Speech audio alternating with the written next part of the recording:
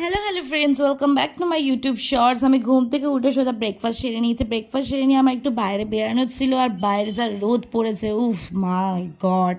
বাইরে কেউই বেরাতে চাইবে না, কিন্তু আমি বেরিয়েছিলাম। আমার একটু পার্লারে যাওয়ার ছিল, কিন্তু কেন জানি না আমি পার্লারে গেলে কেন একটু বোকা বোকা হয়ে যাই। আমার মনে হলো বোকা বোকাভাবেই আমি ভিডিওটা করলাম।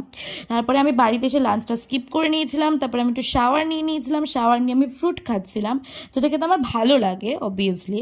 ফ্রুট খেতে খেতে আমি একটুখানি বাইরে সবাইকে দেখছিলাম, একটু দৃশ্য দেখছিলাম।